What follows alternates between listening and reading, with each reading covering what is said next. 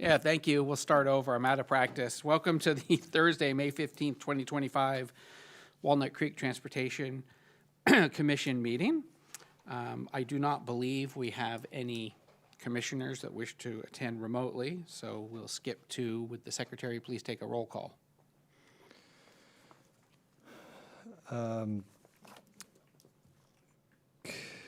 Commissioner Ash. Present. Commissioner Patch. Present. Commissioner Reese. Present. Student Commissioner Kirsch. Present. And Vice Chair Krelling. Present. Chair Cagle, absent. All right, thank you. So moving on to our next item, public communications. This is for items that are not on tonight's official agenda. So if there's anyone from the public who wishes to speak to the commission for something not on the agenda, this is your opportunity. And not. We have no members of the public waiting to provide comments. Great, thanks. Then we'll close that public communications. Moving on to the consent calendar.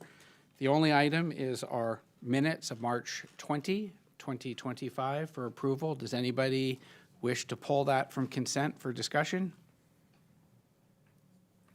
I'd like to move the consent calendar. All right, we have a motion made. Do we have a second? Second.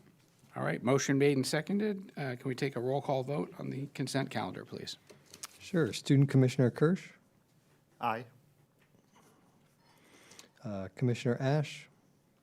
Aye. Commissioner Patch. Aye. Commissioner Reese. Aye. Vice Chair Krelling. Aye. Okay. Motion passes. All right, I did notice we had a member of the public join. Well, we can always move to reconsider to open public communication. Sir, did you have something you wanted to speak to tonight on the agenda or something that's not one of the two agenda items? Something for the public, and as well as both items. Really brief, really short. All right, hang on one second then. I'd like to make a motion to reconsider opening the basic public communications if the commissioners are willing. Sure, I'm open to allowing him to speak. Sure. Okay.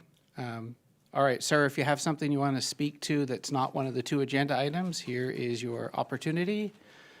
And if you can bring your speaker card up, or you can fill it out after.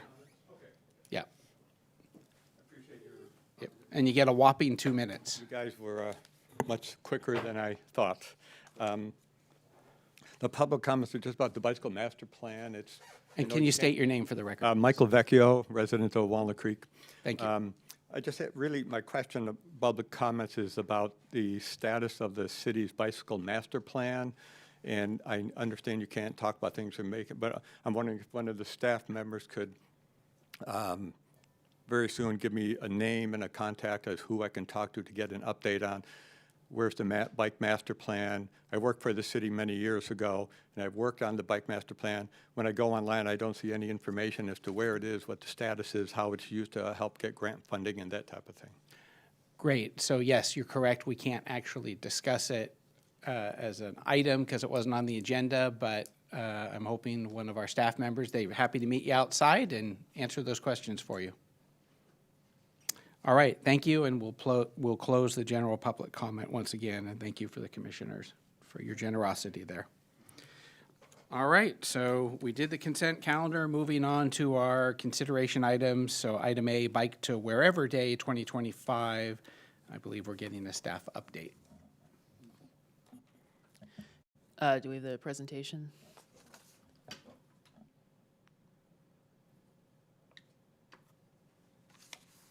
Good evening, Commissioners. My name is Henry Rude, Transportation Planner for Public Works. Today I'm going to be giving you a brief update on today's Bike to Wherever Day, formerly known as Bike to Work Day, and the general National Bike Month of May. So to begin with, this year, building on some feedback from last year's Transportation Commission hearing, advocating that we do more interfacing with schools and try to be more accessible to students as one factor. We moved our location. Traditionally, our Energizer station, where we provide snacks, prizes, information, has been in front of City Hall. However, this time we moved to Broadway and Newell to catch students on their way to school better, and also to help give an update about some proposed improvements at Newell, and specifically at the intersection where we were, so that we could talk to people about that directly and get feedback from them. For the second year, our sustainability team collaborated with us as well. They had information at this Energizer station, and they were very helpful with preparing and staffing at the station. And this new location was wildly successful. We had 223 visitors this year, which was almost 4 times as many as last time. So I would say it was a smashing success.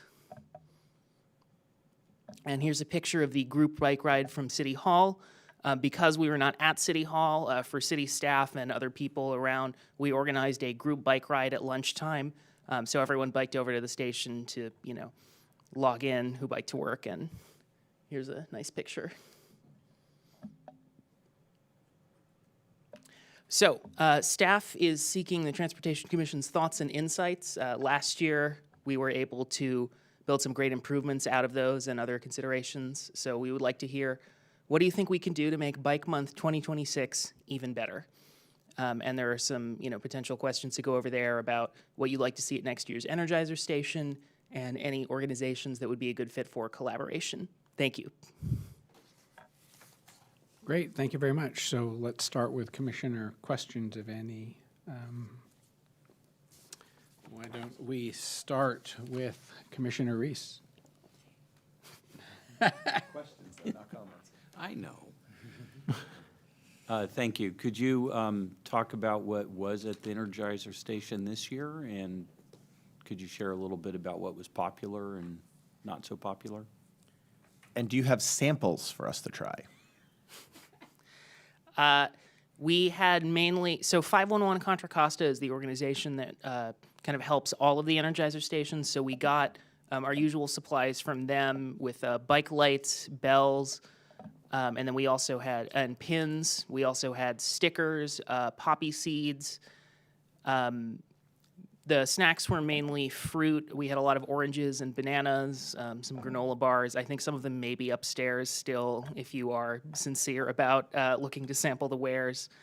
And that was also provided by 511 Contra Costa. They gave us a $100 Safeway gift card to supply. So that lets every station kind of have some say in, picking out their unique snacks. Thank you. Right, Commissioner Ash. What times were you there? I didn't think I saw that. Oh, yes, thank you. So that was actually also new this year. Typically, traditionally, we would start in the morning around 7 and go until about 11. This time, we stayed open longer. Our station opened at 7 o'clock, and 7 o'clock, and we continued until 1 p.m. So we covered lunch as well. There was kind of a big rush in the morning when, students on their way to school, people biking to work. And then we had kind of another swell around lunch with the City Hall group bike ride, and also, people not affiliated who were coming by on their lunch break. And did you get a sense, I know you referenced the students going to like Las Lomas. Who else was stopping by? Where were they going? Did you just get any official or unofficial information? Yeah, so we got a lot of unofficial information with people stopped. Some were in too much of a hurry to really want to chat, but of the people who did kind of speak to us, a lot of them were on their way to work. A lot of them were biking recreationally, whether or not they were aware of the Bike to Wherever Day. A lot of them were, some were not. We had 2 big group rides that I believe were trying to hit all or most of the Energizer stations. And some individual riders were doing that as well. So we were just, a stop on the list. But in order to continue on the Iron Horse Trail, you need to cross an intersection, and that went right by where our station was. So we got a lot of people who were not already aware of the event, but, got to be pleasantly surprised when they biked by. And sorry, last question on that. That's great. Thank you. Was the people going to work, were they people going to work in like the Walnut Creek retail? Were they going to work in offices in Walnut Creek? Were they headed to BART? Any sense? I know you didn't take an official survey, but just whatever you got. The two people I talked to most that I recall about where they were working, one of them lived in Walnut Creek and worked in Alamo. Another one worked for the county in Martinez. I'm not terribly sure about many of the others, whether they were working in Walnut Creek offices or elsewhere. Thanks. All right, Commissioner Patch. I just have two questions.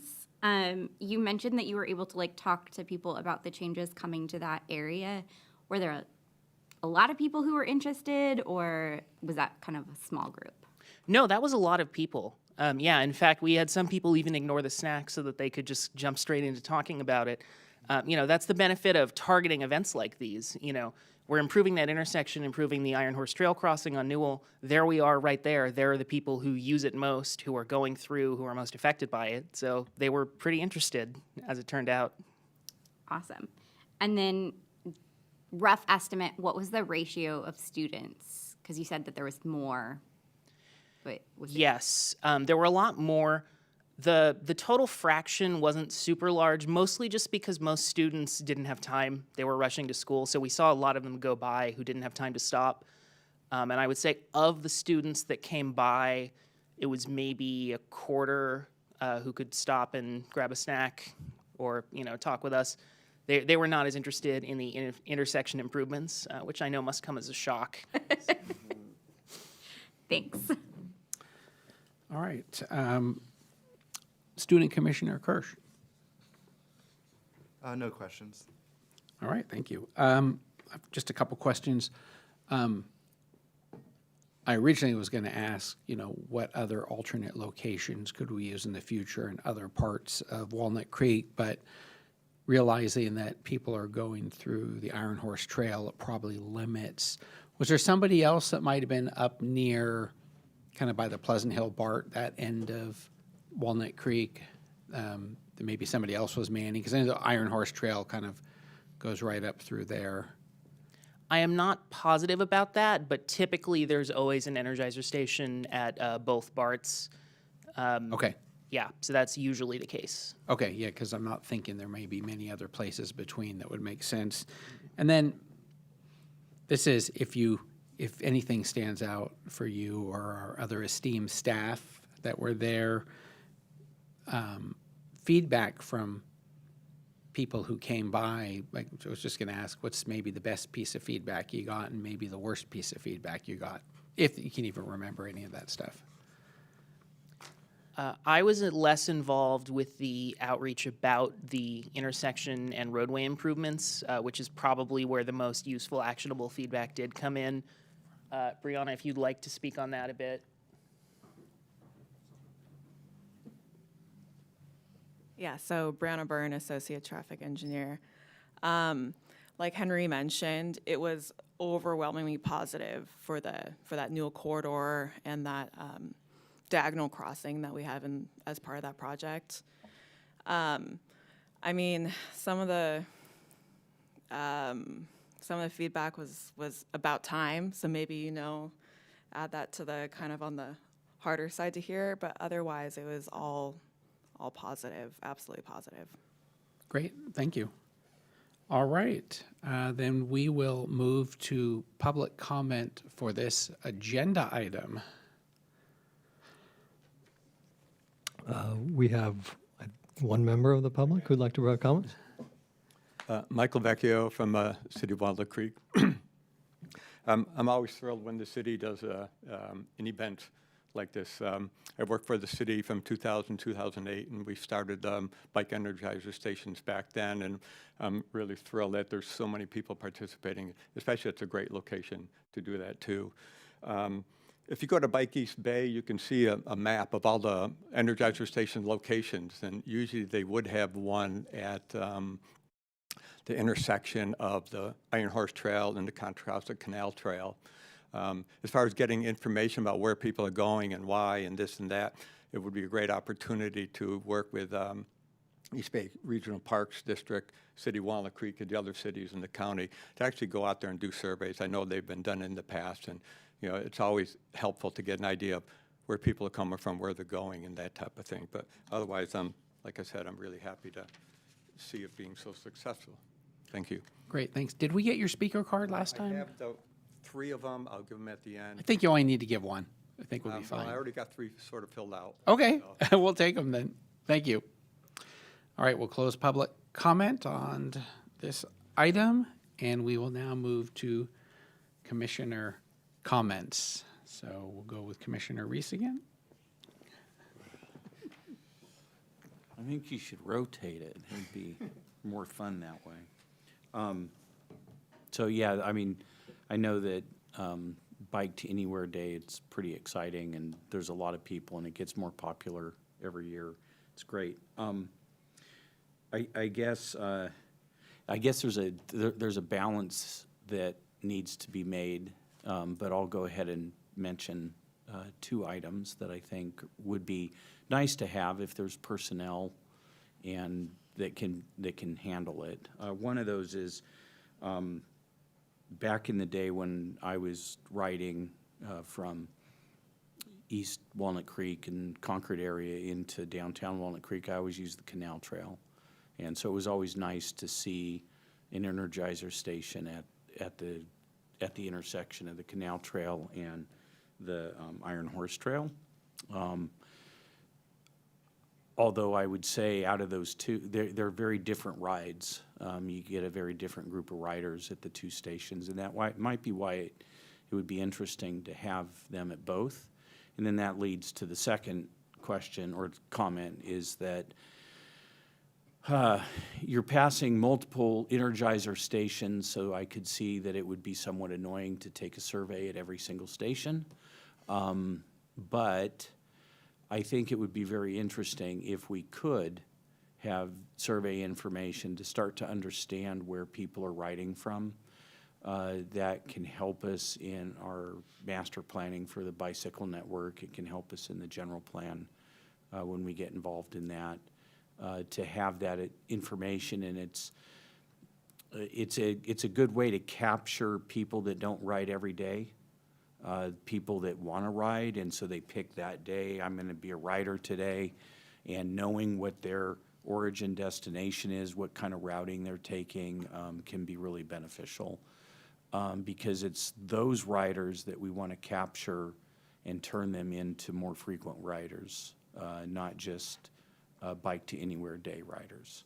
So I would say it would be great if there was some way for us to capture survey information, and I think having those 2 stations really would capture people coming into Walnut Creek from the south as well as the students, and then people coming in from the kind of the north and east as well. So those would be my 2 comments and additions that I would add if I had unlimited staffing and money. So, thank you.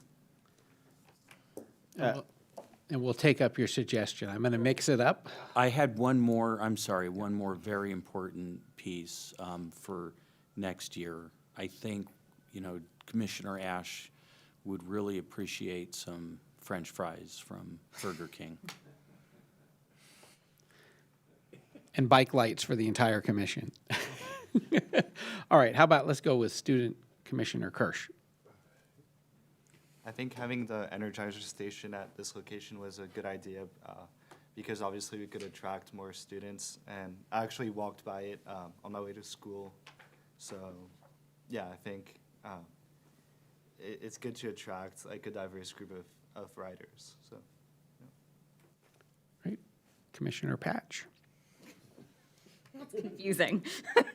I just want to say great job to staff. I mean, 4 times as many people, that's fantastic, especially given it was a pretty warm day. I mean, I hope people were taking water from you or at least had water with them.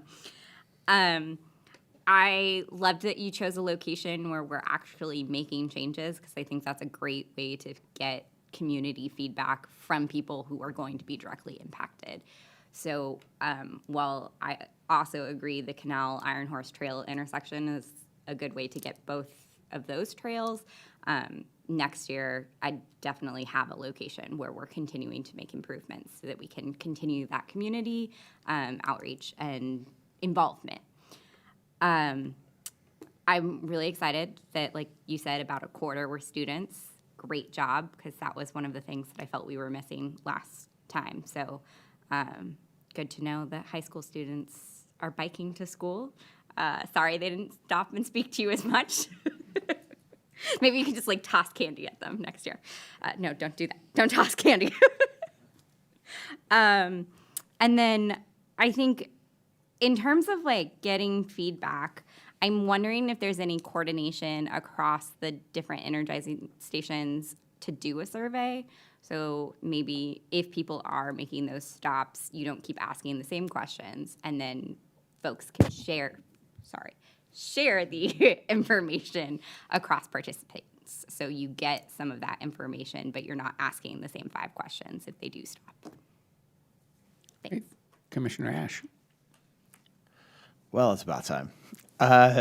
So along the lines you've already heard, I would definitely encourage a survey. I do think, to what Commissioner Patch said, I would coordinate with 511 and the whole Energizer thing, because I think any data localized and then countywide is just helpful, right? Like, you want to know what's happening at the BART stations if there's Energizer. Like, it'll just help you guys do your job a little better, even if it's anecdotal, more than it's like scientific. But the more info we have when we're stopping people, even if 100 of them don't answer the questions. And I would say for a second station, love everybody's ideas. The Contra Costa Canal Trail, where it meets the Iron Horse before it hits the Pleasant Hill BART station, that intersection, that bike-specific intersection, probably gets a lot of traffic. Now, I know you're hitting everybody on the Iron Horse anyway, but just a thought on that.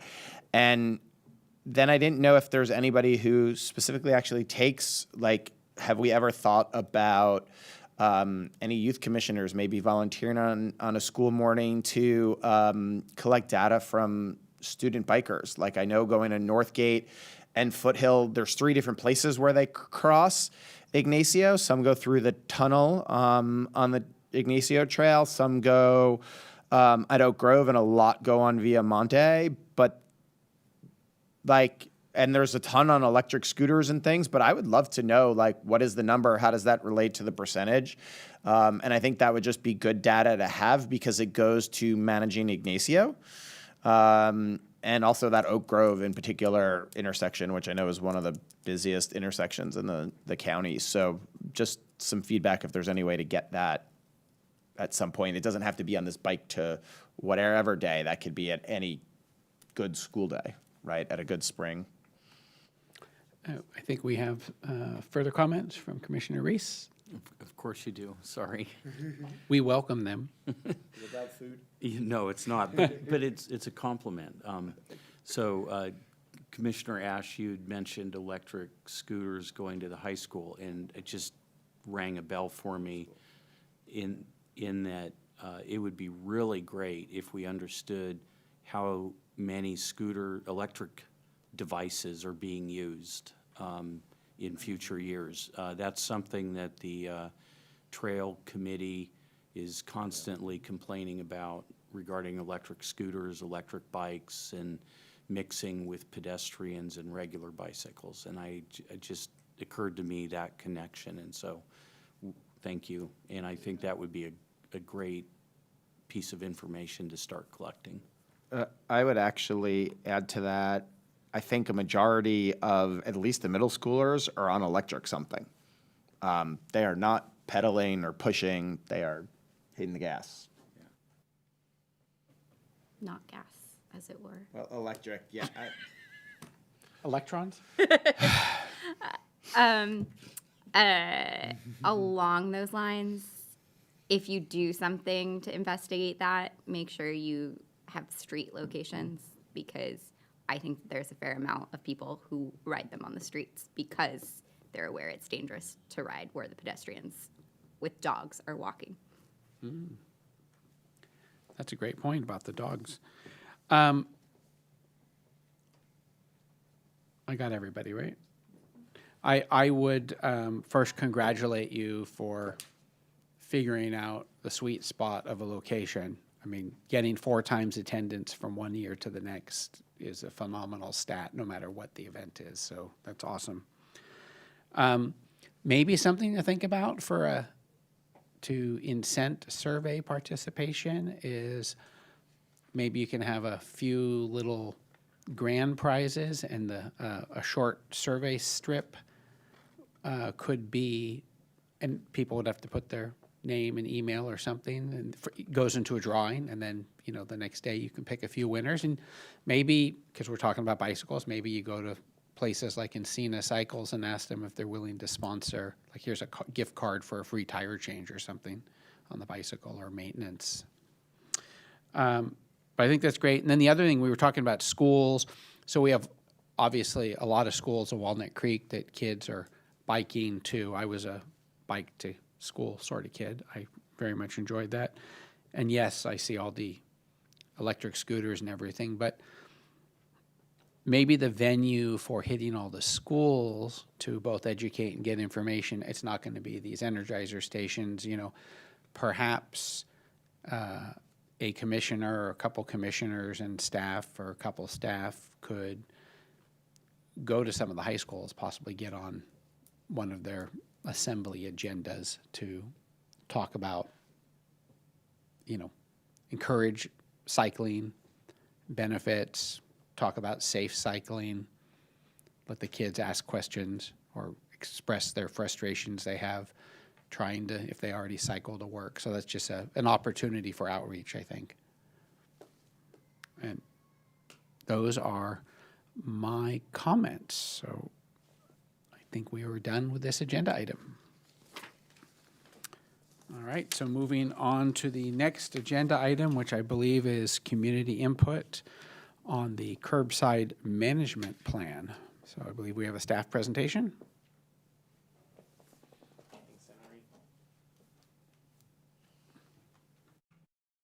Oh, and I'll just mention really quickly to the commissioners that our secretary was kind enough to put some chocolate snacks in the back if anybody's interested. Don't want you to miss out.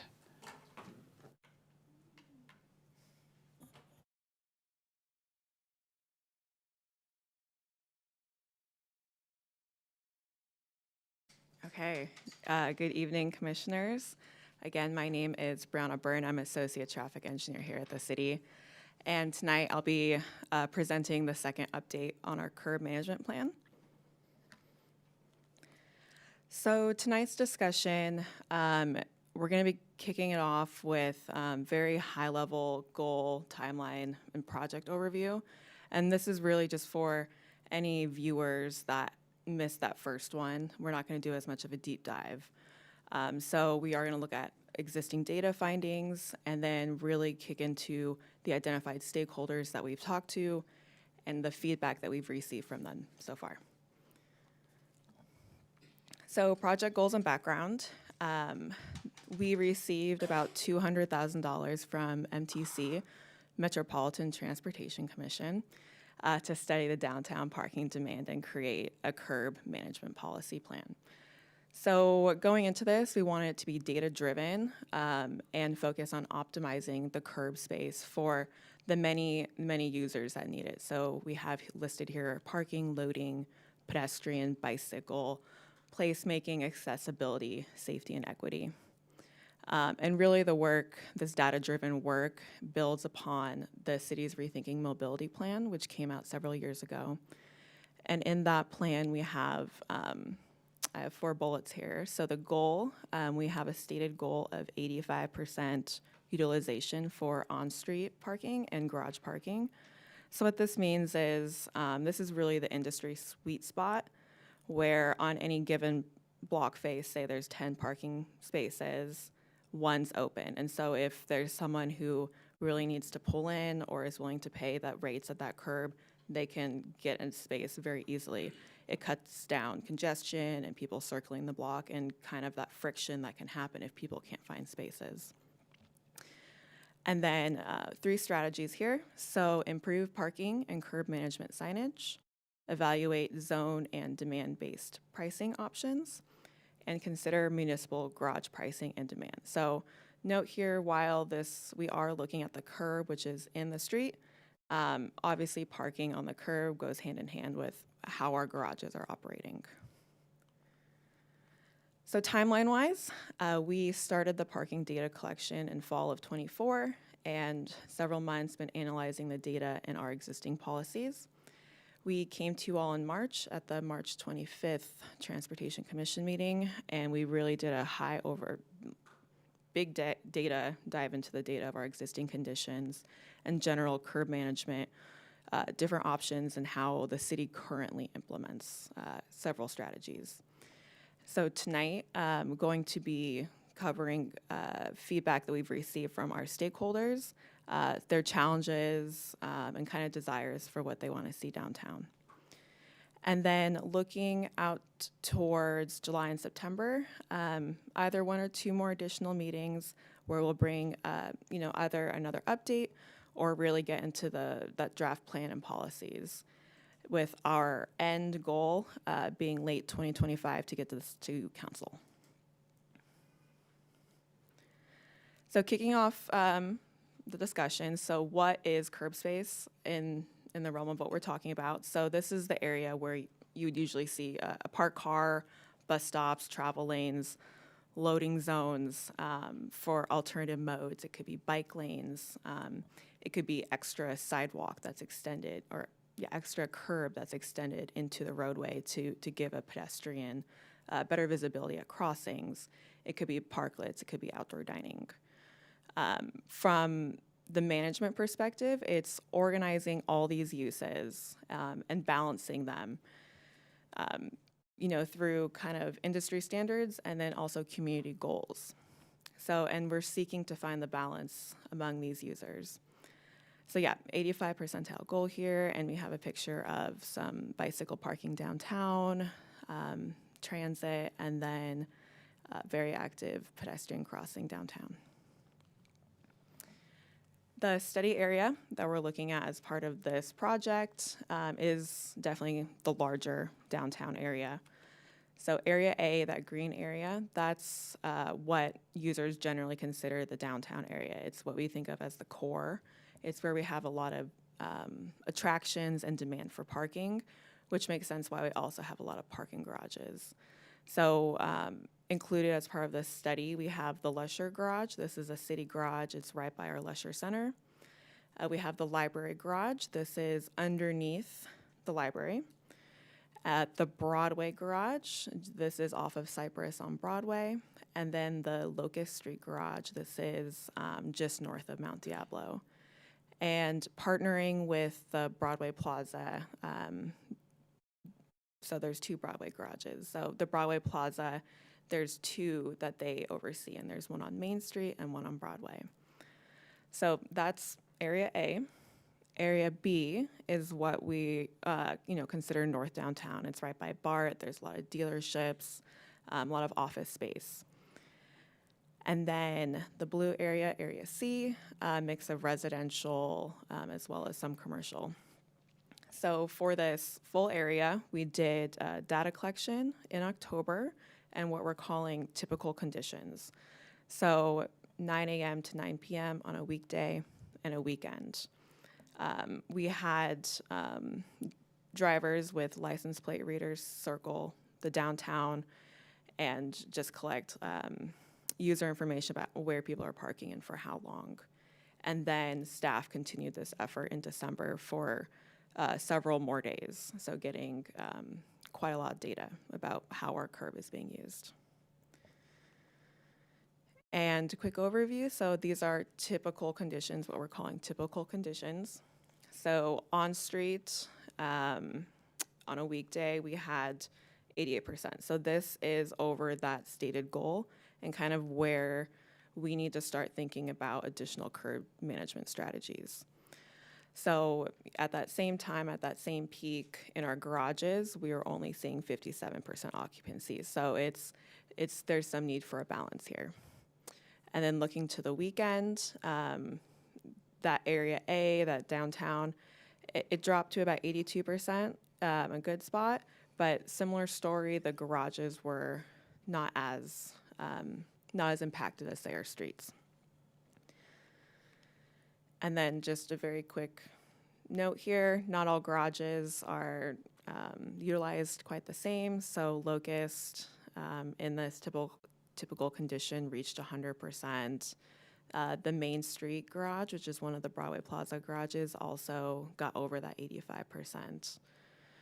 And then other key takeaway in this, so we'll talk about typical as well as the findings from the holiday season.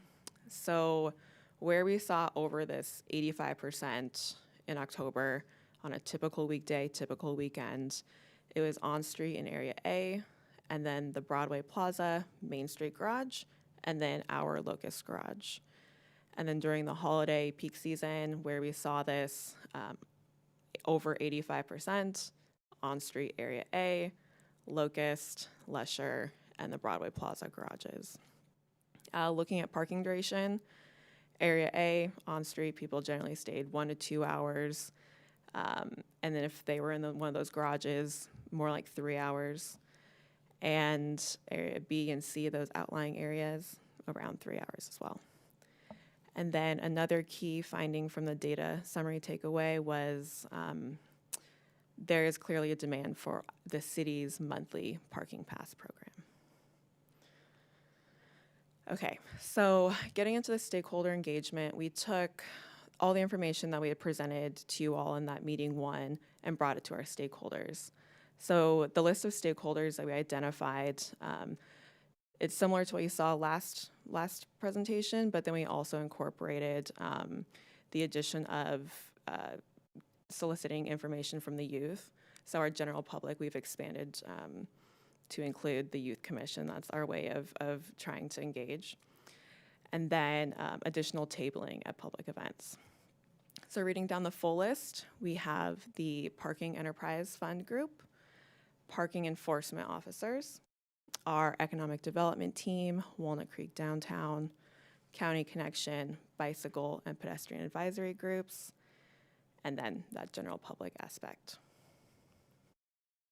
And we're not going to dive into what each group said, as really 5 big trends kind of came out of each one.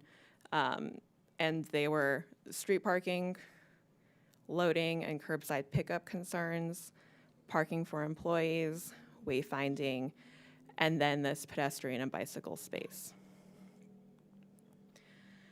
So what we heard, and it's always nice to hear that our data matches what people are experiencing and can back up that source. So people want to park on the curb. People want to park on the street. So we were trying to ask reasons why. So these just some quote, people want to see their car from their table. When asked directly, it's just something I prefer to do. They want to be as close as possible to their destination. Later in the evening, the garages are just not as well lit and as comfortable feeling as our streetscape. So getting into the loading, we're going to cover a couple different facets. The first one is going to be food and passenger pickup. So think about those app-based drivers. They're essentially idling, waiting for their next either order or their next passenger to get called. So when they're idling, they're either finding a free space and not paying the meter, or they're finding these 15-minute curbside pickup spaces. If they can't find those, they'll generally hang out in the yellow commercial loading zones, which we'll cover, and then the commercial lane area, which we'll go into as well. So one quote that we had heard from the business owners, the 15-minute curbside pickup was a good idea in theory, but it isn't enforced, and just, it absolutely is enforced. It's just a very challenging thing to enforce. That 15-minute pickup, our enforcement officers are not gonna stand there and wait for 15 minutes to prove that they're there for longer. So this is something that staff knows, and we're working with our enforcement officers to make this a more usable space for what it was intended for. So the commercial loading, so think for this conversation, the larger delivery trucks, food for restaurants, dealerships getting in a new set of vehicles, UPS, FedEx. So if they can't find a yellow zone that's near their destination, or if there's someone already in it, they will elect to park where they can. So that can be next to a red curb. This photo is right at Broadway and Cypress during that 5 p.m. commute time. It's a red curb, it's at the intersection, and the delivery driver is just crossing in advance of the intersection. So in speaking with the business owners, they have varying level of control over when these deliveries are made. And from the enforcement side, this again is something that our parking enforcement officers are ticketing. The issue is that these tickets go directly to the company and the company pays them, and so there's no financial incentive for the drivers to change their ways. Okay, getting into commercial lane, and this is something we didn't quite touch in that first presentation, but commercial lane is Walnut Creek's only alley. And as an alley, it serves a multitude of purposes. So first here we have the Blue Stars.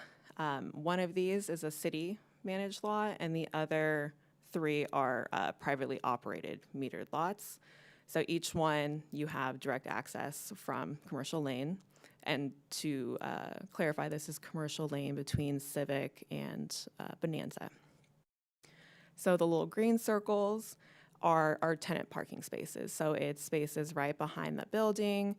And from this aerial, you can kind of see there's some tandem parking happening. There's organization, and then if needed, there's just additional cars pulling in where space is available. And then when this aerial is taken, you can also see trucks pulling over where they can to unload into these businesses. What not seen in the aerial is there's also a bunch of trash enclosures. So from the street level, this was taken just yesterday. So we have those vehicles for the tenant spaces. We have a car idling somewhere in that travel lane. We have a vehicle approaching me, and at the distance, there's a truck loading. And all through there, we also have these trash enclosures. So what we heard, this area is very busy in the morning when the restaurants are getting their deliveries, and that trash pickup is usually during that morning window. And then otherwise, there's lots of double parking or people using those tenant spaces, and staff of these app-based drivers kind of just hanging out back here waiting for those calls. So the parking for employees, this first quote came from one of the business owners, where if you solve the problem of where employees park, you solve the parking problem in the downtown. So that's just to say, like, from they hear their employees, it's a large issue for our businesses downtown. So in speaking with several of the business owners about our monthly garage parking pass program, they have done the waitlist process, and they do have a couple for their establishments so that they can give them to the management staff, or you know, they let their staff decide, I get it for a month, you get it for a month. So it's they're kind of self monitoring how those passes are used among their businesses. But so for those employees that do not have a pass but drive, the feedback we got is those employees, they know where to park for free and how long they need to be there before they have to move. And when they move, this is during shifts. It can middle their table service. They ask, hey, can you cover my tables? I gotta move the car.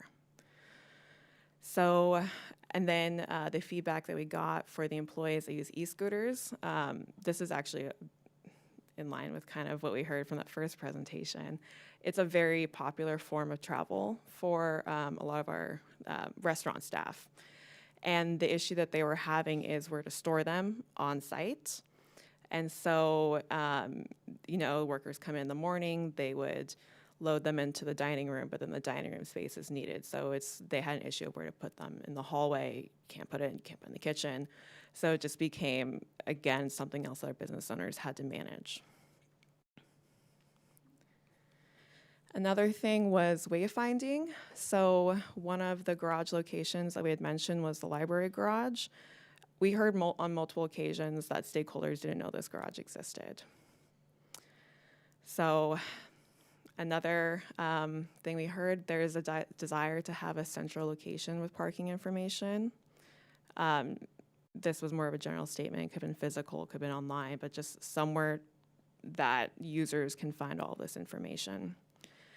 And then also, when a parking garage is full, there is some desire for guidance to garages that have availability. So if someone somehow missed that first wayfinding sign and they're at a full garage, they can find themselves to a different location. So then the desire for pedestrian areas. Interest in outdoor dining and congregating spaces. So we have a couple of these downtown right now. We have a nice shaded fountain with benches, and as part of the Locust Street, we've added some tables at locations. We also heard a couple times that they want, that families were interested in areas to congregate and maybe let their kids play while they are enjoying those outside amenities. Desire for wide sidewalks and comfortable feeling spaces. And then this last one, desire to activate the curb. We were at the Locust Street Fair yesterday, which it can be considered activating those streets. We closed down the streets and had a plaza experience. And so as part of that, there's interest in maybe using on the day-to-day areas that maybe don't see a lot of curb activity and trying to activate those spaces and bring users to them. And then for the bicycle connection that we heard for downtown, we heard that once you're in downtown, cars are going slow. It's a more comfortable cycling experience. And we have the Iron Horse Trail near downtown, but getting across these major streets, that was the hard part, that was the barrier. And then as for parking, bicyclists, they'll get to their destination and then they'll just look around to see what's available for them to tie up to. And so not necessarily secure parking options. And so with that, what we're looking for today is, does any of this surprise you? Does this match what you're hearing? And then of these issues identified, is there one or more that jumps out to you that we just need to make sure our strategies and our implementation, our policies address? Thank you. Great, thanks. I'm going to mix up the order again. We can do a survey at the end to see what the commissioners, if they want sequential in the future or not. Actually, can you start with the student commissioner? Sure. I think that's a rule. Oh, thank you. I did not know that. So Student Commissioner Kirsch, you're up.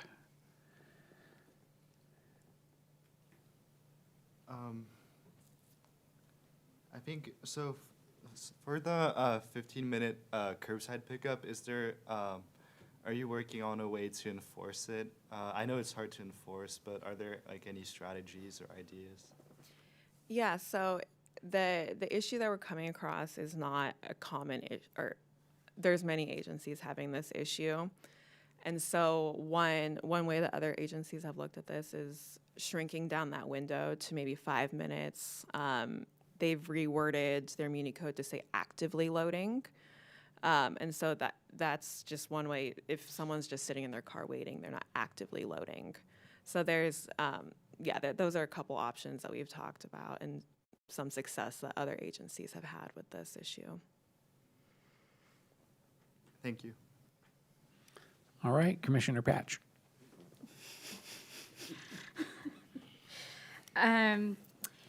So along those lines of double parking and waiting for too long, am I correct that the fees, should that be enforced, is $45?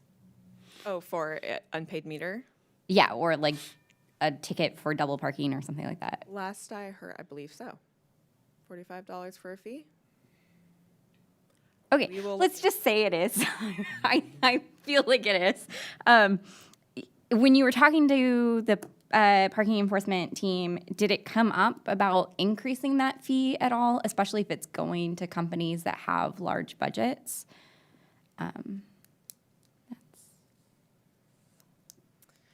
That would be a conversation that the Parking Enterprise Fund, like that team, would be overseeing. And it would also likely have to come from something within our Muni Code, which is not really within this plan, so it's outside of my.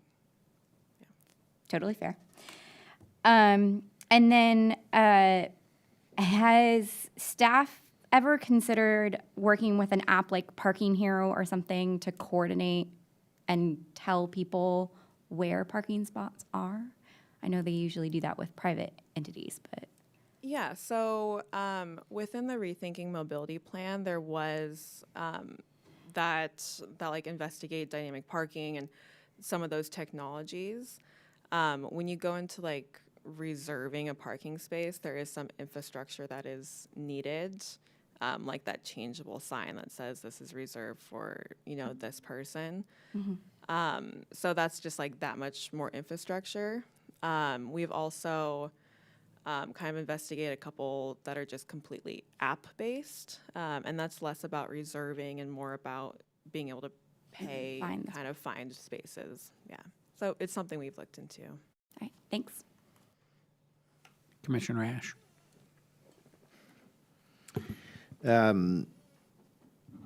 On questions, do you personally feel in the garages that it's not enough light in the evenings? So I would say typically I leave downtown Walnut Creek at 5:15. So I don't see the darkest dark downtown. I do know that the Parking Enterprise Fund, like part of, they've had a mission for the last couple of years to improve the lighting in our downtown garages, and I know they've completed and done that. They've also repainted and done some murals. So there is some beautifying.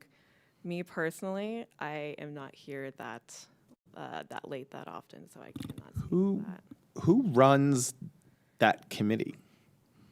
So the Parking Enterprise Fund, it's staffed by, it's a multi-department city staff. Yeah. So Public Works, Parking Enforcement, our city manager's office, Public Works, so this includes traffic engineering, transportation planning, our actual meter shop maintenance. And then we also have our leisure. So they let us know if there's any large events coming to town and what they're planning to do to accommodate within that garage. And then we also have LAS, which they operate our garages, the city garages. Okay, I'll have more comments on that at the comment period. And then my other question is the outdoor dining. Do we know how many curbside parking spaces that's taken up? For outdoor dining? So there is the city's outdoor dining like active program right now, and that's really just the Main Street kitchen, and that took up one space.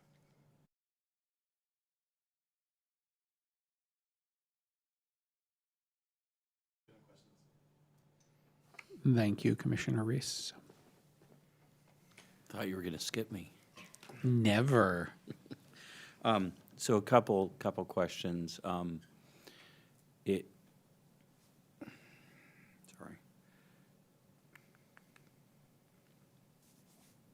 It would be good it would be interesting, and I don't know if it's part of this study or something that you would come back to us and give us an information item on the parklet or the outdoor dining space and how it's set up and managed.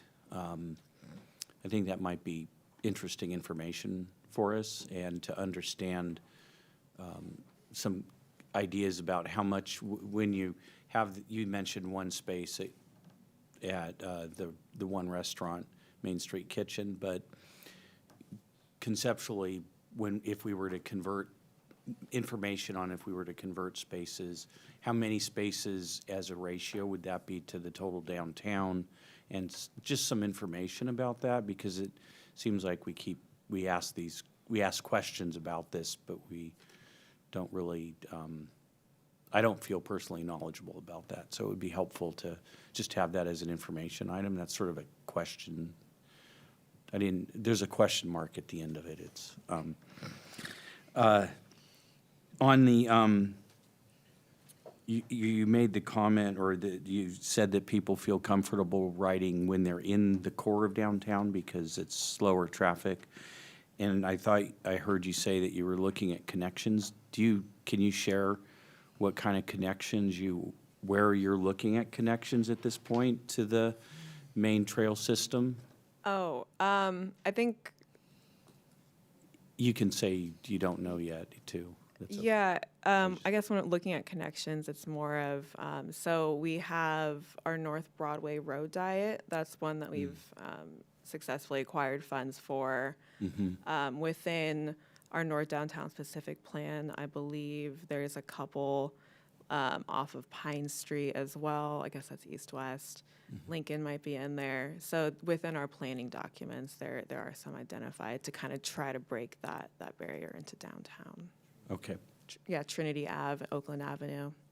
Okay, great. I'll have a comment about that then.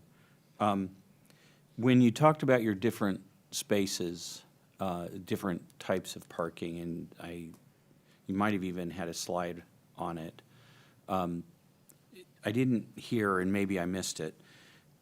When people were being surveyed, did they say that there was too much 15-minute spaces, there were too many loading zones, there weren't enough loading zones, there was there any questions about that? I'd be interested in hearing what you've learned. So what we've learned, so we placed about one of those 15-minute curbside spaces per block face. Really, the feedback is they're not open to be used generally. So again, if we're trying to have a space for those quick user interactions, they're just not being open. So yeah, we've heard some people say that I was just trying to run in real quick. They could only find a meter spot. And in that time, a parking enforcement officer came through, and the space this gentleman got a ticket was right next to a 15-minute, which there clearly was not open for him to use at that time. So they're there. It's just we can't really say if there's not enough or because they're not being used as intended at this point. We don't really know that if we've hit the sweet spot with how many yet. What about the loading zones? So the yellow commercial loading Yeah. zones. So we do get, like just through our day-to-day, we'll get businesses requesting like additional curb loading, like maybe a new business moved in. And so we do evaluate that, see where some are located. As part of this, we are taking inventory. And so there, some areas do have a lot of additional yellow that, we're looking to see if that site right now still needs that much yellow curb fronting their businesses. But it's right now it's something that we're constantly looking at because it serves a demand of those nearby establishments, which can be changing. Right. Do you have is there a program in place where a business can say, every Thursday morning at between 7 and 11 a.m., I need this much space? And do you have a program that you can reserve that space for that special one-time use or one-time each week use? Is that even possible? So I would say there's maybe a couple that sound similar. We have valet. So some restaurants do have valet that we've actually combined with commercial loading. So say it's like a restaurant that needs valet for dinner time. They're not going to need that space for the daytime. So I know of at least one that we've paired commercial loading with kind of these valet spaces. We have We have one that is specifically a parking space in front of a trash enclosure. So there's a specific trash time that people are not allowed to park there so that people can get their trash bins picked up. So there are custom locations. It's from the parking enforcement side, they do not necessarily like it when we do these. The signs, they get confusing, and it's very easy for people just to park there by accident and not realize they're violating, and the tickets are very easily tossed. Okay. And then you mentioned the commercial lane and talked about the congestion and the different activities that go on back there, the loading, the trash, et cetera. Is there a documented safety issue on that corridor, or is it just annoying because it's so busy? I would say it's more of a friction point. The speeds there are low. So if there is like any collision history, it's probably property damage only back there. Okay. That's all I had. Thank you. One of my questions got answered. I was going to ask who the parking enterprise team was, so thank you. Out of curiosity, when there was the comment, I want to see my car from the table at dinner time, did anybody ever mention crime as a reason for that? No, I think it was more of a comfort, like a sense. The way I interpreted the comment was it's a comfort. It's the same reason why people like to park their car right in front of their house and maybe not around the corner. It's that comfort of seeing their vehicles. Great. Are you guys tossing around any ideas, anything creative maybe the city can do to help, pardon the pun, curb the double parking and issues related to the Door Dashers, the Uber Eats, et cetera? Because I know I see them out there all the time, double parked, and it probably bothers a lot of people, including the businesses. So the question is, have we, I guess, figured out a way? This, again, is not a unique issue to Walnut Creek. I would say, like, one of the tactics agencies have employed is kind of dynamic pricing, where even if with dynamic pricing and depending on like which approach you take, you can charge to even be in that commercial loading space or in those parking spaces. So if you decentivize idling in those areas because you're going to get charged no matter what, it kind of pushes them away. But it's one of those things that it's an issue that we're still kind of trying to work through. And would our parking enforcement officers, if they saw somebody double parked, will they stop and tag those people immediately? Oh, Is that yeah. common yeah. practice? It's, Okay. yes, if the car is unoccupied, a lot of times if the car's occupied, like those drivers, they see the enforcement scooters around the corner and they're off already. Like they're looking in their rear view mirrors. So it's one of those things where if that car is there, by the time the enforcement officer gets to them, yes, they're getting a ticket. When you talked about commercial lane, one of the items you talked about was the small commercially owned metered lots. Is there a reason that we actually allow those in the city? And I ask that because anytime I've used one, they tend to be exorbitantly priced compared to a city meter. And have we ever considered saying, even if it's not our land, we don't allow for commercial metered parking? So I guess to clarify, we're talking about the Blue Star locations here, the ones that are the privately operated? That's right, meters? yeah, the Okay. privately. Like there's one by Sost right behind it, right? So they're they've got meters and they're very high-priced meters, and I don't know if that, it seems like that might be a less attractive thing for the city to allow. Yeah, so those we have those are operated by ParkSmart, and as part of this study, we were able to get their parking utilization information. So they have, I'd say, I don't know, 19-ish spaces around the downtown, and they really are just those tiny, tiny lots that are spread out throughout the downtown.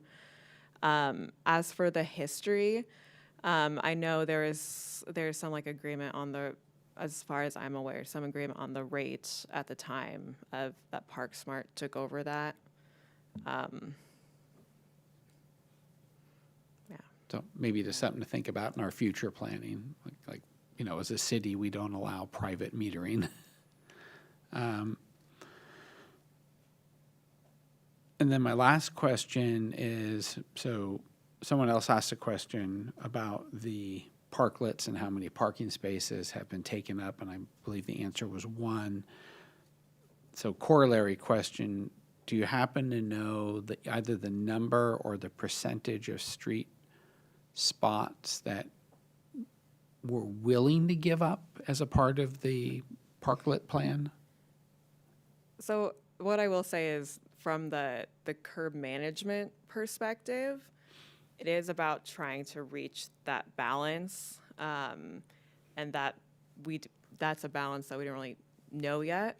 But I mean, we have the findings of, we do have parking spaces in the downtown, so it's about, it really might just be kind of something that we just have to wait and see as we manage our curb. Great, thanks. Any other commissioner questions before we go to the next section?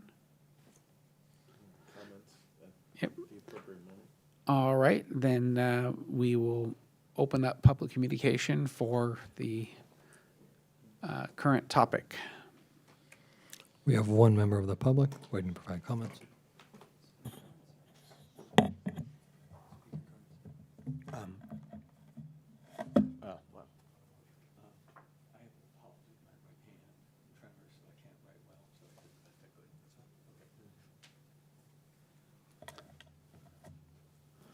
All right. Okay, so I can start?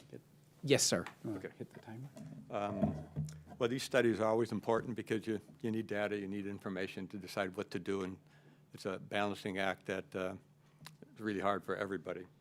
I'm wondering if I could get the names of the people, the bike and pedestrian people who were contacted and worked with. So, and also I'd like to be on the list for any future mailings and things like that, so I can better understand who had commented. Parking lanes are really important, not only for parking, but then if the city wants to advance their bicycle master plan for improving connections to the downtown, it may require losing parking. So that's why it's important for the city staff to move forward with what's the reality of bike parking versus, bike access and bike lanes and their needs versus on-street parking. Let me see. Art and Wine Festival is going to be in Civic Park this year. There'll be bicyclists coming from Iron Horse Trail and also maybe from BART portions west of the city. I will be doing the bike parking there, free valet bike parking, and because of this meeting, I will be asking a survey. I'll be doing a survey of where people are coming from.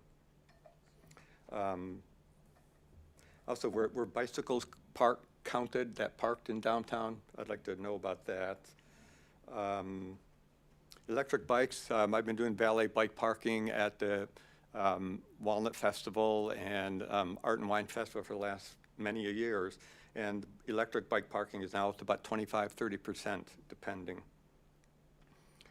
Surveys would be great to do. If I don't think they're appropriate for Bikes Everywhere days, but if the city could work with East Bay Regional Parks, other cities, and have a concerted effort funded by, MTC or something like that, I think that could give you a lot of valuable information, not only for the city, but for the other cities and East Bay Regional Parks and everybody. Thank you. thank you, and we appreciate your valet parking services that you're doing. Thank you very much. All right, we'll close public comment on the current topic, and we will move to commissioner comments. And now that I understand the new rule, I didn't have a student commissioner in the prior commission I was on. So, Student Commissioner Kirsch. Thank you for the presentation. I think it's a good thing to get the youth commission involved in as part of the stakeholders, and to get their input. And then I think for about like the outdoor dining, I think that during the pandemic that was a really nice thing. So hopefully, if we could bring that back in any way, I think that would be great. I think a lot of people would be interested in that. So.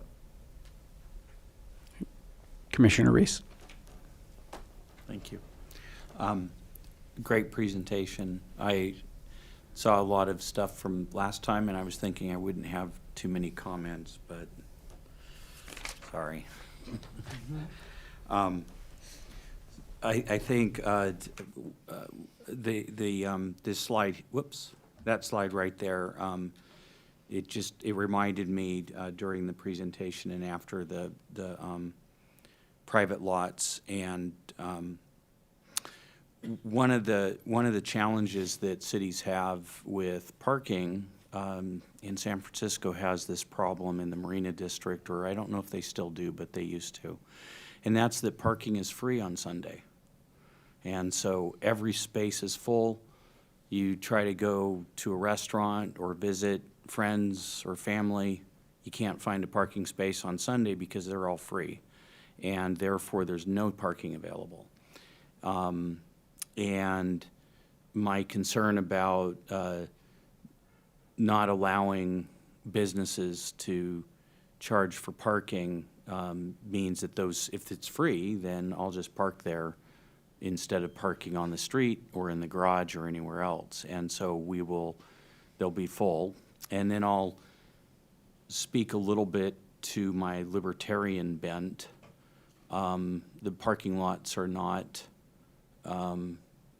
the cities, they're private, and I know that there are regulations and there's guidance and there's zoning around use, but it's an economic, it's an asset to that business, it's an asset to that property owner, and at least to some degree, they should have flexibility to use the space as long as they aren't harming properties around them or being a nuisance. And I wanted to just share the libertarian piece. I'm not always a libertarian, but in the case of parking, I am.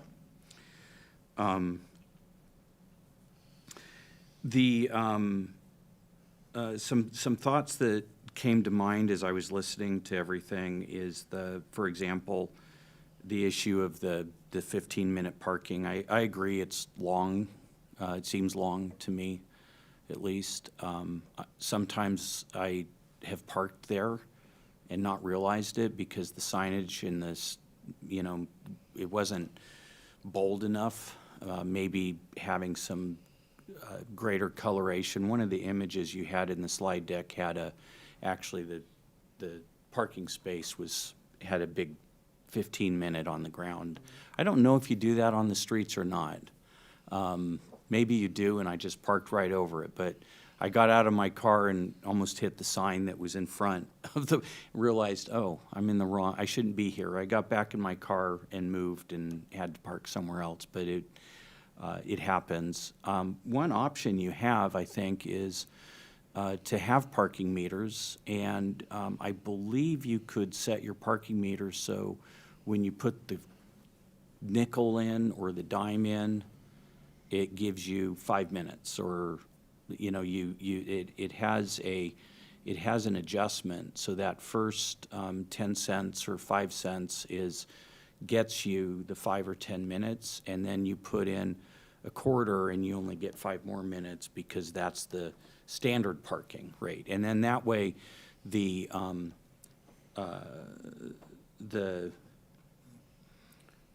Uber Eats, DoorDash people, they don't have to always be putting quarters and 50 cents in. They can, if they know they're going to be 5 minutes or 10 minutes, and that's what they usually are, then that's the number, and we make that a nickel, and then it gets priced after that at the regular rate. That might be a way of keeping people from just sitting there, or keeping people from parking there knowing that they aren't going to get a ticket because the parking enforcement people don't and can't monitor that short-term parking without having some sort of a meter to tell them that they've been there too long. I heard something about flex space. You had mentioned commercial loading going to valet. Great idea, and I would encourage you to think about flex spaces, space use throughout.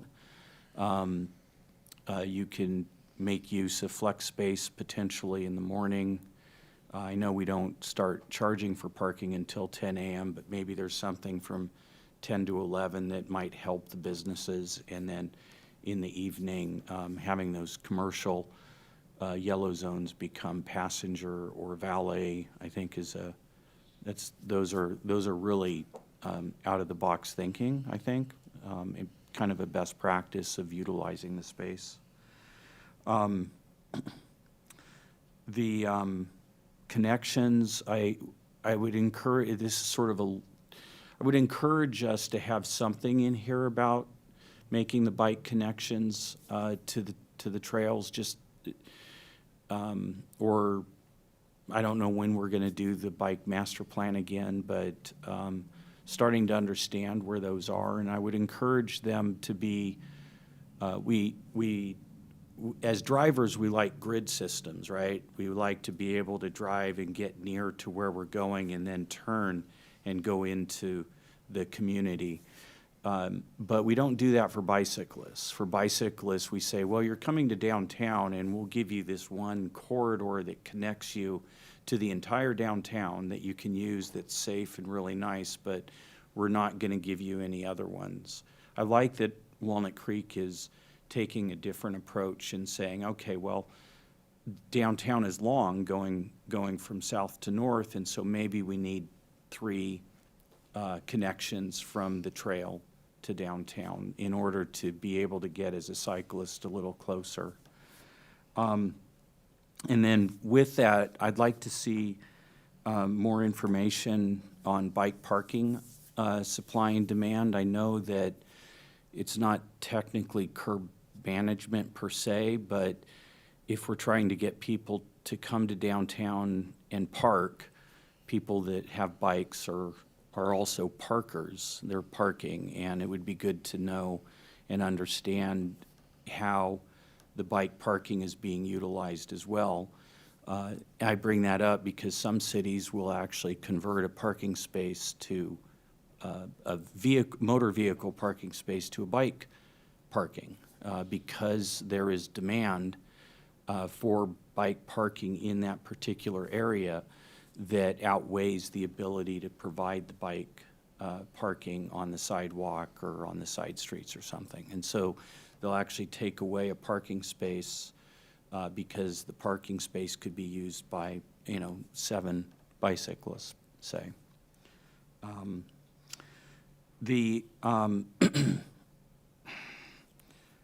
I have trouble with my own writing. The issue of your imbalances, I think it'd be good to think about dynamic pricing. And I don't mean like at one moment it's a price and then it changes, but maybe quarterly being able to adjust the hourly rates by 25 cents or 50 cents or something in order to try to, in relatively real time, be able to adjust and maybe push the parking demand into different areas. And so, like, for example, the Locust Street Garage is always 100% full, but people keep going into it.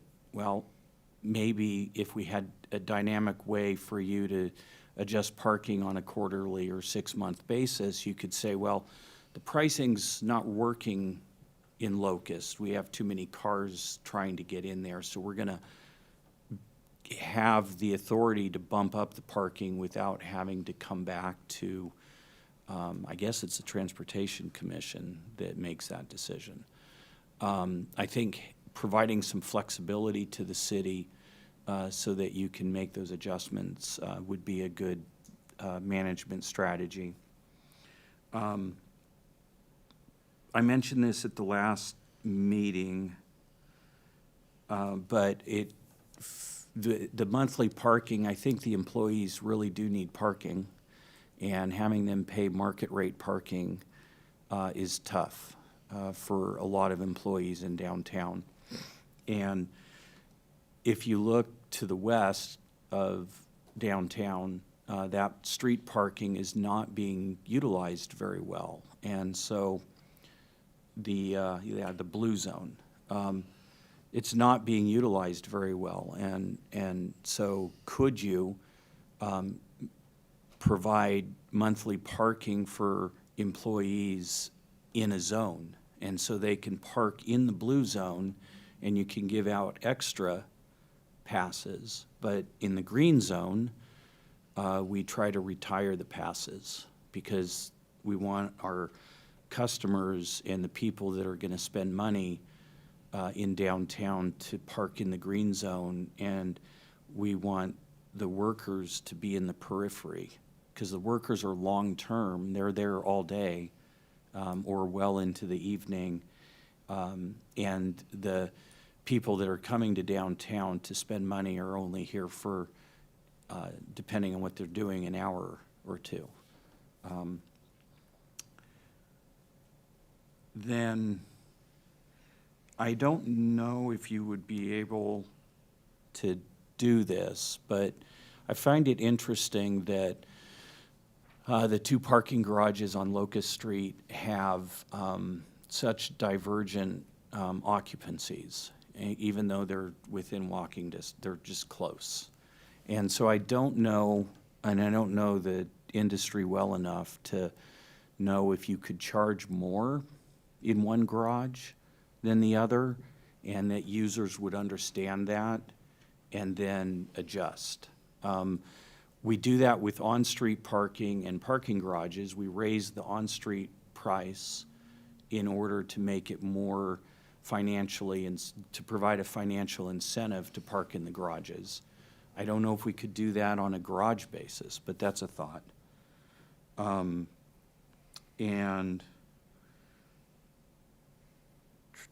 then that is it. Thank you. All right, thank you, Commissioner Ash. Okay, there were some great points there. I particularly liked, and one of the points that I had first was employee parking issues.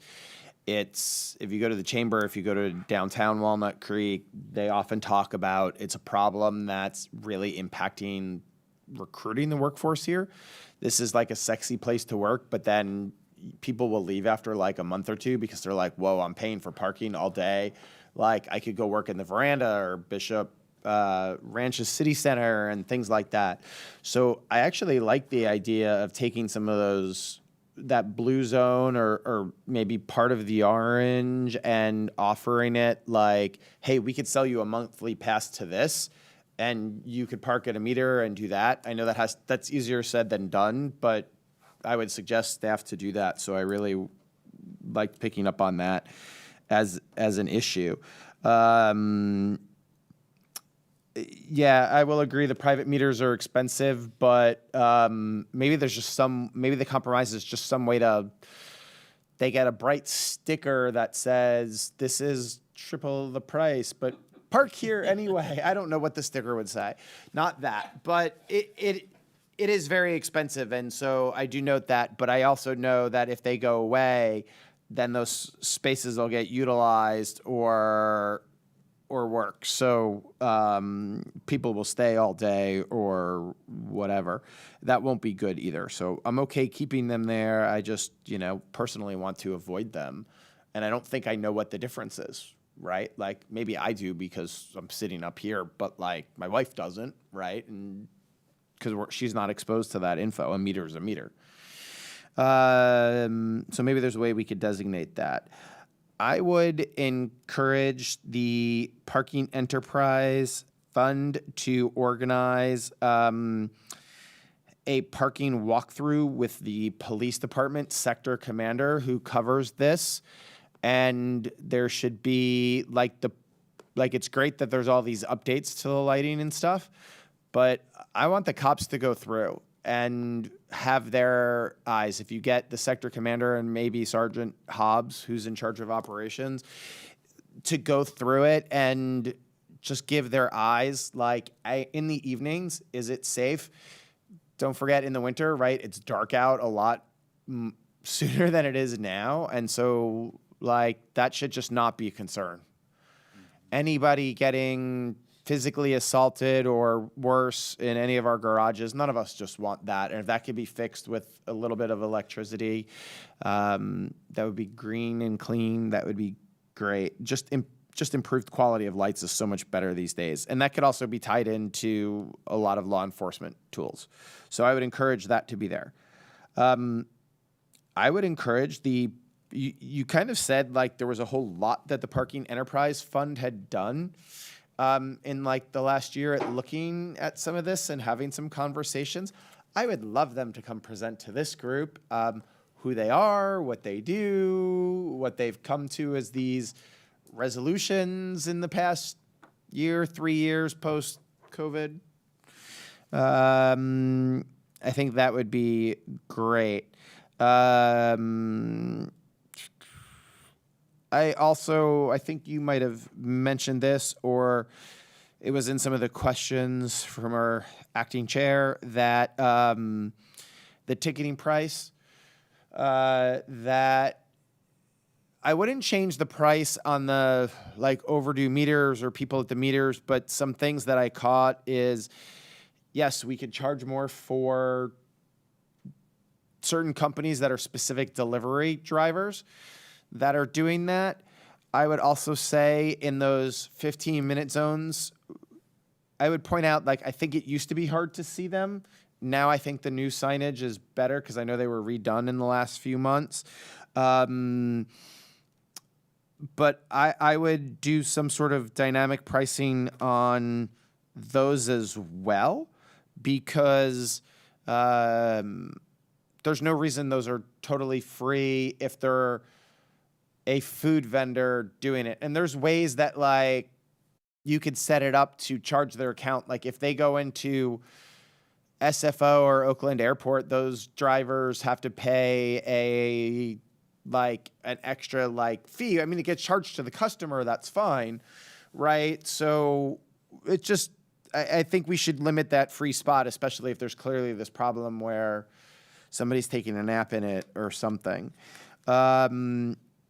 And I would also say the same for the garages. If I don't know what the rates are on the garages, but there's no reason Locust Street can't be. Do you guys know what the rates are offhand?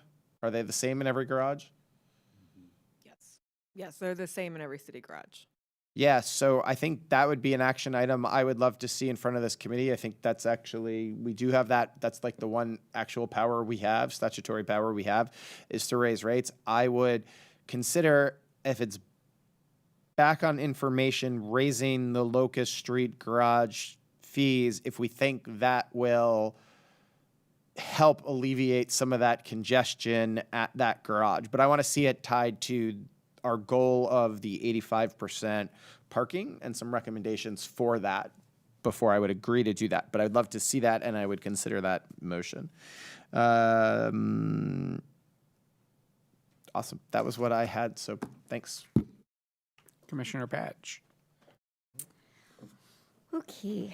So I understand it's not in your purview, but maybe have a conversation with parking enforcement and about the fees, just because double parking, if you keep doing it and there's no incentive to change, people are going to continue to do it.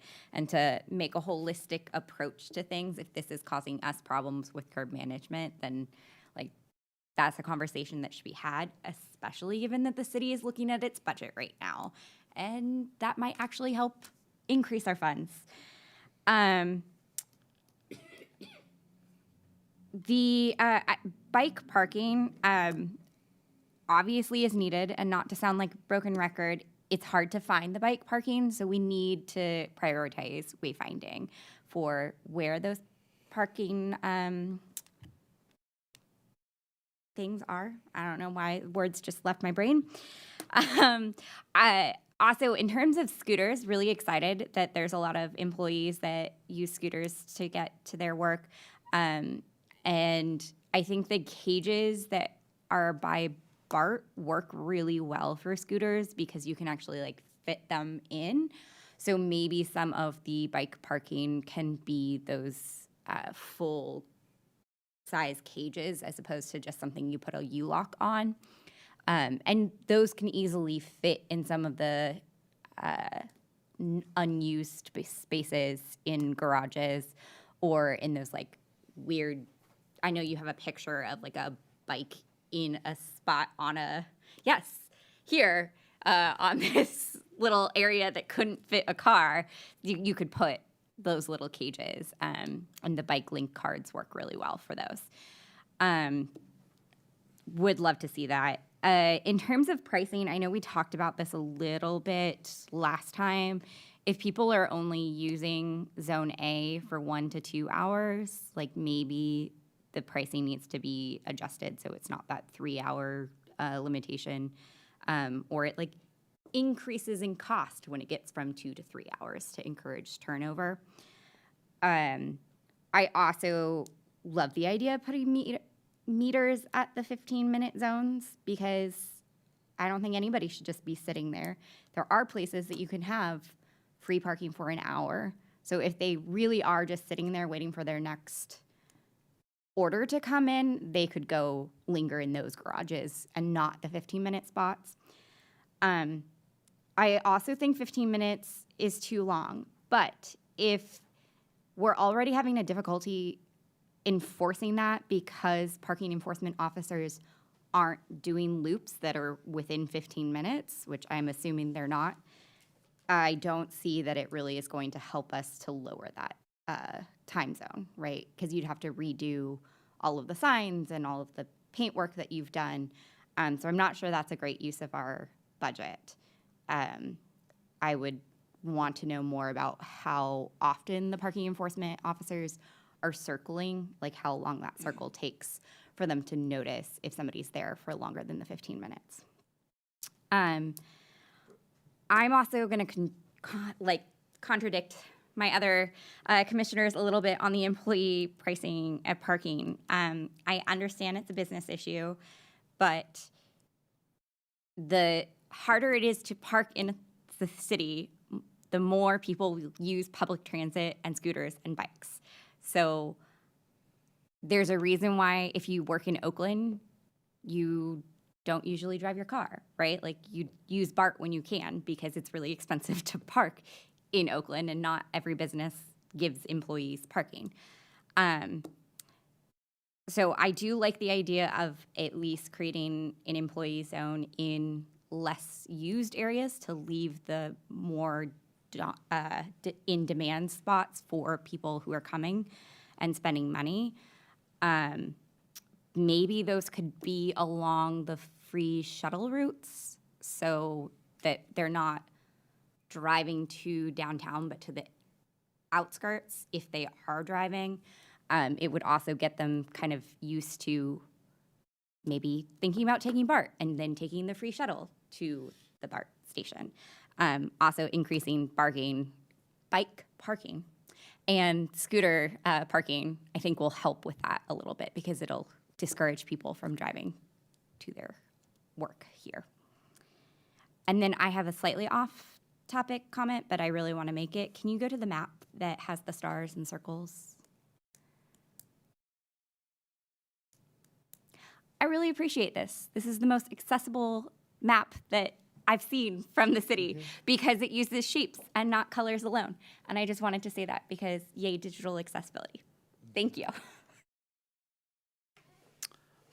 Thank you.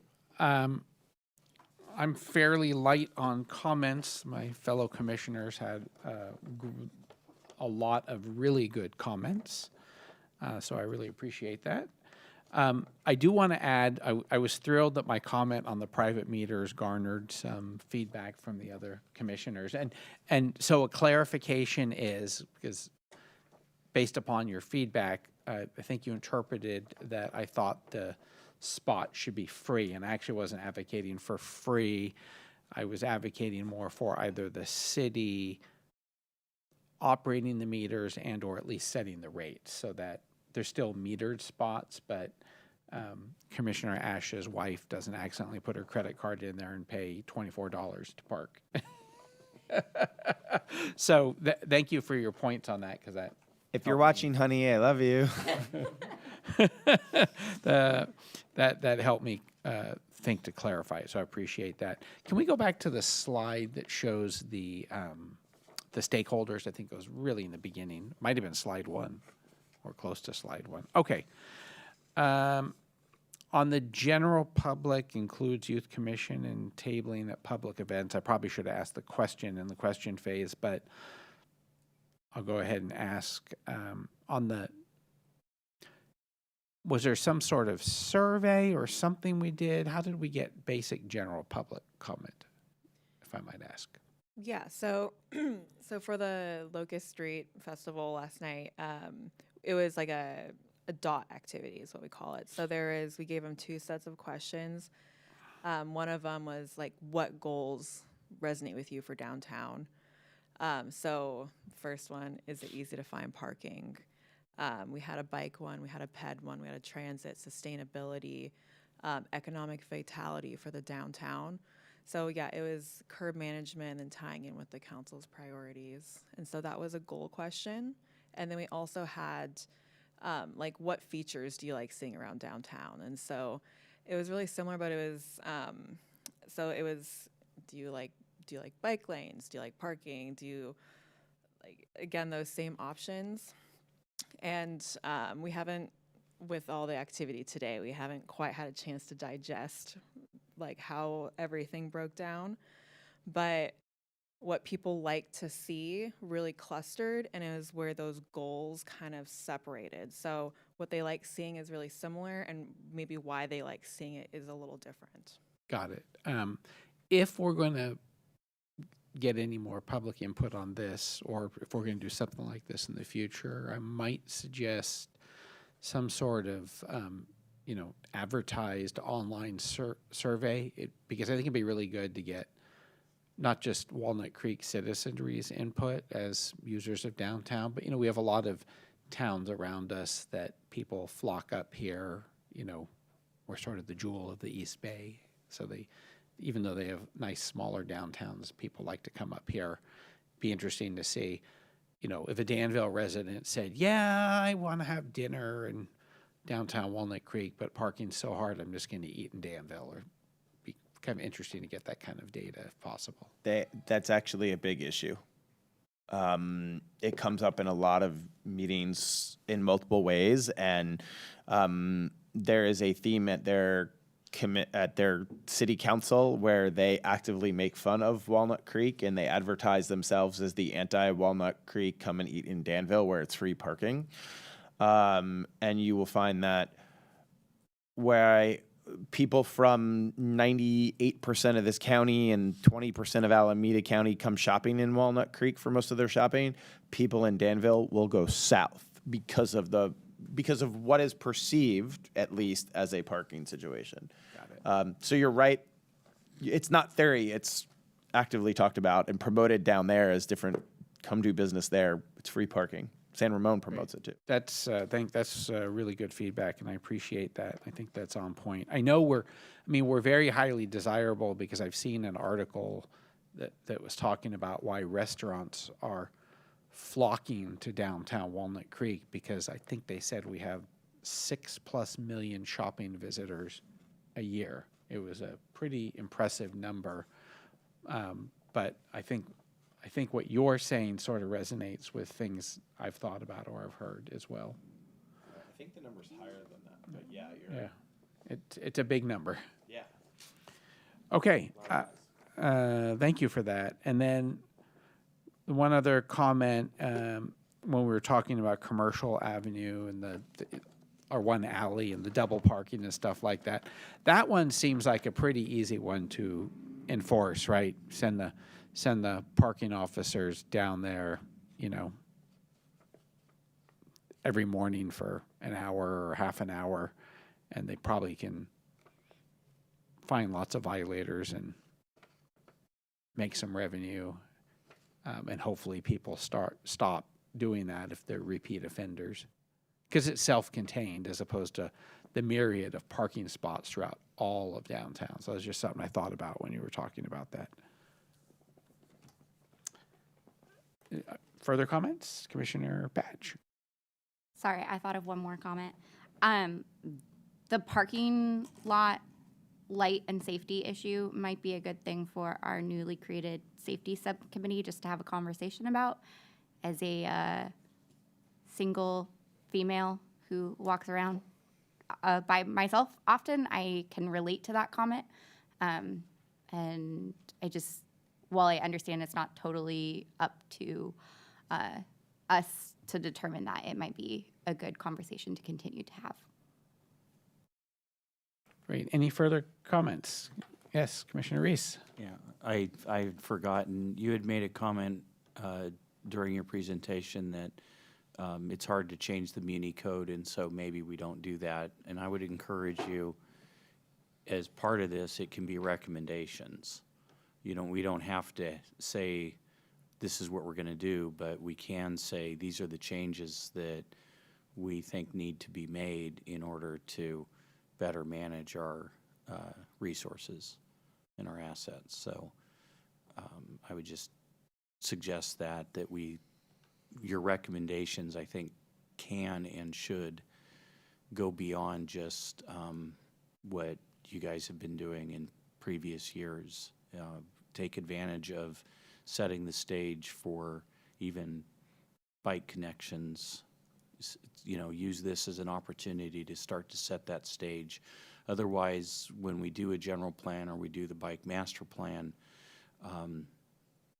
people are going to bring up these issues anyway, but at least you have a starting point and you have a history and you have documentation of ideas that go beyond just the parking asset. Great, thank you. Last call for comments. All right, there being Staff rocks. This was great, and to my fellow commissioners, this was actually a really great conversation. I liked everybody's thoughts and ideas and just the level of conversation. So I'm complimenting everybody in the room and everybody at home too. Thank you. And I was going to close with something similar to what you said, so I don't need to say it now. You took care of it, so thank you, Commissioner Ash. Good teamwork. Enjoyed the conversation. Thanks for the presentation.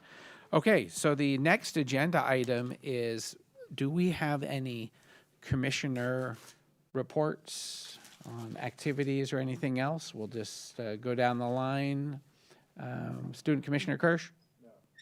Commissioner Reese? Nothing. Commissioner Ash? I was going to mention the Art and Wine Festival, which our public comment made. There is free bike valet parking, and there is free shuttles from any of the now 8 hotels in Walnut Creek, and the BART stations have free shuttles.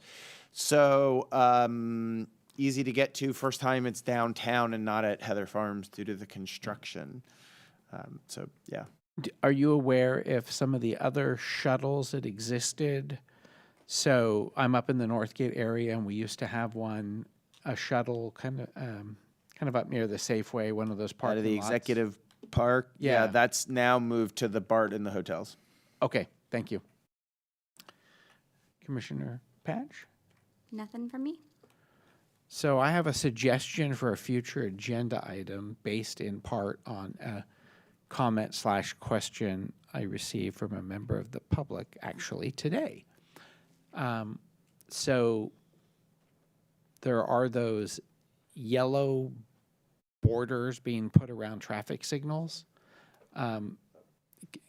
If we could have maybe as an agenda item to that, plus maybe just to talk about, why we do that, why it's helpful, and anything else new or different we're doing to signal displays that are, safety enhancements or improvements, and maybe just in general things that would be good for the commission and, more importantly, the members of the public to learn about traffic signaling.